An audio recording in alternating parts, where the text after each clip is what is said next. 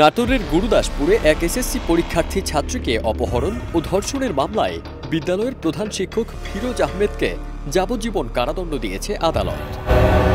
এলএমই certified বিশ্বসেরা কপারে তৈরি Walton cables, যা আপনার স্থাপনাকে রাখবে সব সময় নিরাপদ।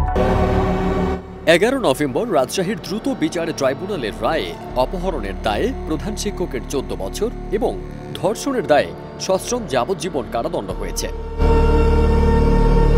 ঘটনা সূত্রে জানা যায় 2022 সালের 1 অক্টোবর মরিয়ম মেমোরিয়াল বালিকা উচ্চ বিদ্যালয়ের ওই শিক্ষার্থীকে অপহরণ করেন নরপশু প্রধান শিক্ষক ফিরোজ আহমেদ।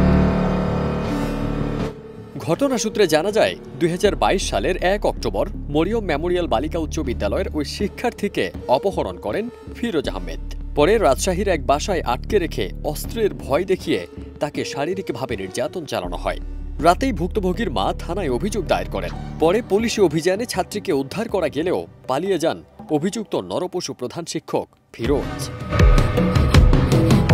ঘটনার 11 দিন পর গাজীপুর কালিয়াকৈর এলাকা থেকে তাকে গ্রেপ্তার করে আইনশৃঙ্খলা বাহিনী। পরে 2 মামলায় দুজনকে অব্যাহতি দিয়ে একমাত্র আসামি ফিরোজের বিচার শুরু করেন আদালত। দীর্ঘ 3 বছরের আইনি লড়াই শেষে সাক্ষ্য প্রমাণ ও যুক্তিতর্কের ভিত্তিতে আদালত রায় ঘোষণা করল। রাজশাহীর দ্রুত বিচার ট্রাইব্যুনালের পাবলিক প্রসিকিউটর মুন্সি আবুল কালাম আজাদ জানান, এই রায়ে ন্যায় বিচার প্রতিষ্ঠিত হয়েছে। যদিও আসামির পরিবার উচ্চ আদালতে আপিল করার সিদ্ধান্ত নিয়েছেন। বছরের ঘটনা সূত্রে জানা যায় 2022 সালের 1 অক্টোবর মরিয়ম মেমোরিয়াল বালিকা উচ্চ বিদ্যালয়ের ওই শিক্ষার্থীকে অপহরণ করেন নরপশু প্রধান শিক্ষক ফিরোজ আহমেদ। ফারদিন সানি।